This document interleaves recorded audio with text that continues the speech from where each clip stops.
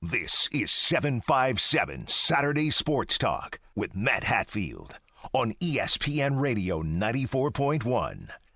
757 Saturday Sports Talk is powered by Larry King Law. If you're injured in an accident, you call 757-INJURED for Larry King. Matt Hatfield here with you. Kyle Hightower as well. Anything you want to talk about in the world of sports, you're more than welcome to do so at 757-687-9494. That's our phone number, 757-687-9494, as we await Darren Sanderlin. I spoke to him for a brief moment late last night, and I know he's getting ready for, I don't know if it's a practice or film session or something today as they get the regionals going next week. His Chiefs will be playing host to Bayside coming up on Monday at 6 o'clock over there at Kempsville High. He's done a great job there, 5-1 on the season, 5 straight wins after dropping that opener to Princess Anne, and they got a Division II signing in Dominic Stanford, Lander University in South Carolina. Is where he's going to play his college ball. He's been a really fine scorer and overall player for them this year, leading the charge for his Chiefs over there at Kempsville High. So we'll hopefully dig into that with Coach D-Nice, as they call him, in just a bit here. But I did get some clarification thanks to Alonzo Coley, Kickatanna head football coach out there listening. It looks like the Peninsula is going to play a 5-game schedule weeks 2 through 6, if I'm seeing it right, for the games. They're going to be at Darling Stadium and Todd Stadium. They're going to begin on Thursday, February 25th. Minchville playing Phoebus at Darling. Warwick playing Denby at Todd. That Friday, the 26th, is going to be Hampton Kickatanna at Darling, Gloucester Woodside at Todd. And then that Saturday, the 27th, is Bethel and Heritage over at John B. Todd Stadium in Newport News. So there you have it. And we'll post those once that definitely gets verified by the people in the Peninsula. I don't want to get anybody in trouble there. We'll put that out there for folks in Virginia for VirginiaPreps.com. Everybody check out there. So at this time, though, we are privileged to be joined by the head men's basketball coach of the Kempsville Chiefs. He got himself a state title at Booker T. Washington High School in Norfolk as a player, as a head coach, and he could ball back in his day. And he's got some guys balling right now at Kempsville. We say hello to Darren Sanderlin here on ESPN Radio 94.1. D-Nice, my man, how you doing? Good, Matt. How you doing? Good morning to you, man. I'm doing well. Good morning to you. Great job for your squad. You lost that first one to Princess Anne, and I know you were still trying to get the kinks ironed out and get the guys in a groove here, and wasn't sure we were going to have a season, but 5 in a row, you're playing some good ball right now. Yes, sir. Things are starting to come together, with practice, which we weren't able to do during the early stages of the season due to COVID, that now we're starting to get chemistry through practice and learn one another. You can't be a team until you can be a team. So true. Now, be honest with me. Did you think back in December, first week of January, we were going to have a season? Because it was looking like and sounded like from people, if you read the tea leaves, that the Beach might be the first to pull the plug. Yes, sir. I actually didn't, and that was one of the reasons that we had a late start because, we weren't able to get together. We weren't able to practice. And I also like to send my feelings and my, not condolences, but to all the schools that aren't able to play, all the athletes and coaches who aren't able to play. I really would like to, my heart goes out to them because, I know there's a lot of people out there that love this game and wants to be playing right now. My heart really goes out to them. Yeah, and I know you're a Booker through and through. I know you played there and you once coached there. You still got love for him. I know you're a Kempsville Chief right now, but if you were still coaching the Eastern District, this would be hard to swallow, wouldn't it? Whoa, for me? Oh, my God, I'll be sick right now. So that's why, my feeling goes out to those schools, and coaches and players that put so much time and energy into this game but not able to play.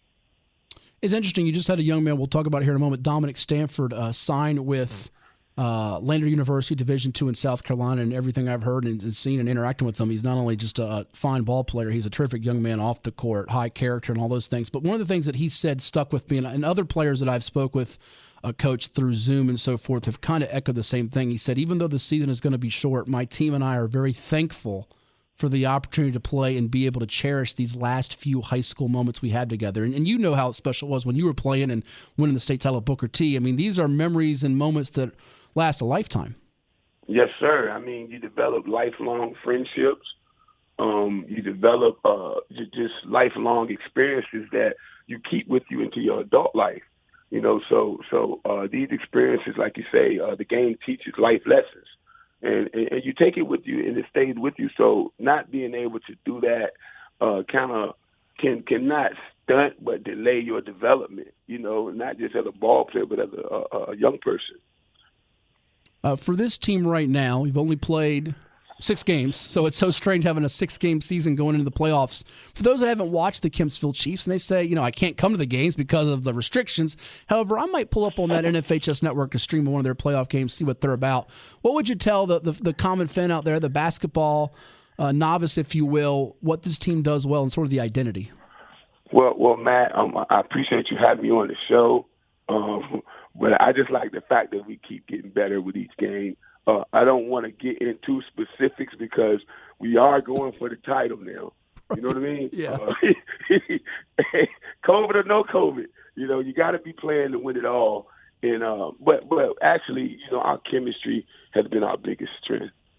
Playing together and accepting each other's, strengths as well as our flaws, and supporting each other. Just being a team, not only when we're doing good, but being a team when things are not so good. I asked this last night after his team's win over Lansdowne, Coach Kenneth Harris. We did a Zoom with him. We're going to post on Virginia Preps, and I'm going to throw the same question to you. You're in the midst of it, so you enjoy it thoroughly. But is there also that mixed feeling of angst and anxiety, like, man, I'm just hoping I don't get that phone call that we're on pause or something? Because it's already happening, Coach, across the state. We've seen some schools, not from the Hampton Roads area, but Western Albemarle, William Campbell, that have basically, they get told you're going to the playoffs, a 6-1 team, in fact, and now you're done because of COVID. Yeah, exactly. When we first got the privilege, and I definitely believe it's a privilege to be able to play this season, one of the things I stressed to the guys were, and we got to take care of ourselves, and we got to do the right things, and we got to be in preventive mode, meaning don't put yourself in harm's way, even though you can get it and not be in harm's way, but definitely make sure we don't put ourselves in harm's way and do the right things to make sure that, we don't have to get a COVID protocol and not be able to play. And I think our guys have been disciplined enough to be able to do that, and I'm thankful, very thankful.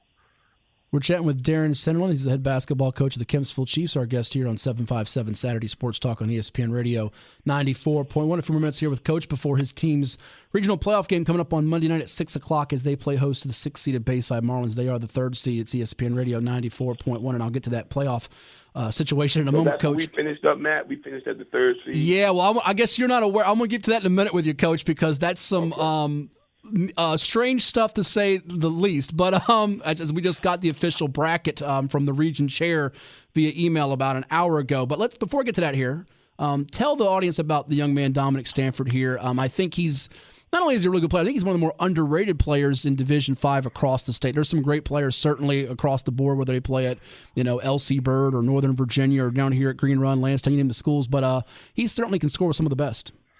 Yes, sir. First of all, like you said, he's a very good kid, very coachable kid, character intact, respect intact, humble. I mean, all the good qualities you would like in a ball player. And so it seems very unassuming, but he's a talent in process. Like, he can play, and he's only going to get better because he loves the gym.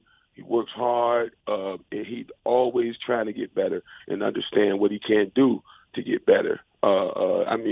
He's a terrific kid to coach. Well, it's not a one-man show. Tell us about some other players on your team. I know you brought back some other pieces like Elijah White, Marcus Delbridge, and others. Fill us out about some other players on that squad for you. Yes, sir. Eli, trying to get him to get a veteran mind state. He has some skills and some tools.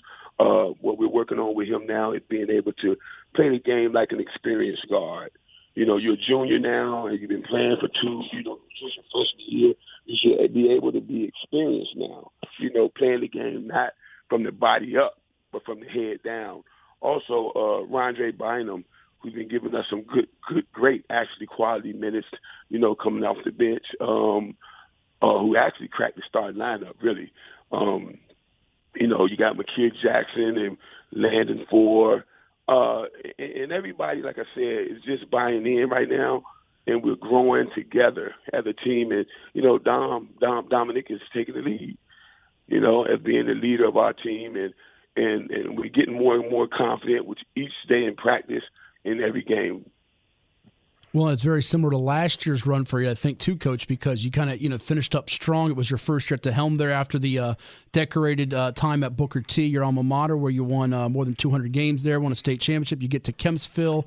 You knew they had some pieces, but you got to a little bit of a slow start, and you ended up getting the first regional playoff win for the school in about 12, 13 years. Yes, sir, and eventually losing to the eventual state champs, you know what I mean, or co-state champs. So I like the run we had last year. And like I said earlier, you can't be a team until you're a team. So, the slow starters contribute to basically, you get guys coming in, especially this year, and I'm going to do this year. I'm going to do that this year. I'm going to do this. What about we? What about we're going to do this? We're going to do that. We're going to win, and so it takes a little time. You know what I mean? So before you can get into, or for me, as a coach, before I can get into all these X's and O's and we're going to do this and we're going to do that, I want to make sure that we are a team first. Well, it's been the MO of your squads going back to Booker T days. They don't want to see the Bookers come January, February. They don't want to see the Chiefs sometimes now. It feels like January or here in February as we get to the postseason. Now, you mentioned those reigning state champs or co-champs from a season ago. To read you what we were sent this morning, the final standings, and for our reference, the region did not establish, this is what they're telling me, a minimum number of games that teams needed to play this year in order to compete in the tournament due to a tie in power ratings. The tie-breaking procedures outlined in the Region 5 handbook ended in a lot draw. So, believe it or not, Cox at 1-0 wins a tiebreaker. I don't know how 1-0 is tied with 5-0, but, go figure. Green Run is the 2 seed, and you're not going to say it, and I don't want you to be critical here, but I'll say it right now for you, Coach. I mean, you won't say it, but I just think it's absolutely ludicrous that, you get the screw job here as a 3 seed. You might have to see Green Run in the semifinals as opposed to a region championship in your gym next Saturday. Wow. That's high school coaches can't be fined. That's not right. No, it's not. I agree with you. That's not right.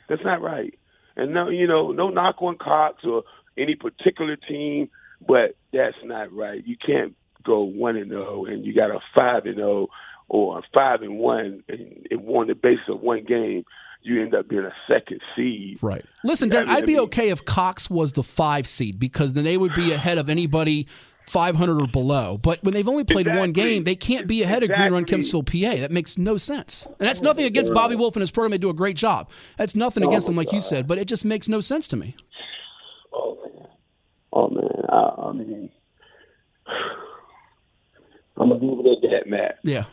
I didn't mean to be the bearer of bad news. I thought you knew before we got on this call, but they just sent this out an hour ago. It is beyond my comprehension as well. And what's sad too, Coach, and this is I'm going to leave it at this. What's sad is now this region, I don't want to say our region, but your region across the state, as we put this out on social media this morning, now people are putting all kinds of emojis laughing at it. They think this is a joke, and it's not a joke. It's actually real. Because any level-headed sports fan or individual recognize that shouldn't be. That shouldn't be. That just shouldn't be. It shouldn't be. It just shouldn't be. Yeah, I'm with you 100%. Well, I didn't want to see, and I'm gonna be honest with you. I keep it. I'm gonna keep it 100. That was our fight. Sure. Our fight is to avoid seeing Green Run until then. Not saying that we're going to beat Bayside or discredit to anybody else, but that's our goal. That was our goal. Sure. You got to beat the champs. You got to beat the champs, and so like you said, as far as taking that early loss to PA, we basically was trying to avoid taking any other loss. So if we have to run into those men in green, that we could catch them, like you say, in the regional finals. Right. In your gym. You know what? And if you're gonna make the argument, which you're not, but they're gonna make the argument that they tied in terms of win percentage, the number of games are not the same. Okay, then go to your tiebreaker being margin of victory, not a coin flip or a lot draw, because Cox won by 5. Green Run's pummeled everybody by 30 plus, with the exception of Lansdowne, who they beat by 15 last night without their best player. Wow. It doesn't make any sense, but. Well, nonetheless, I'll end it at that. Best wishes to you and your Chiefs moving forward. Look forward to seeing what you guys do the rest of the postseason and beyond. And you be well, my friend, and stay safe, okay? Yes, sir. Love you, Matt.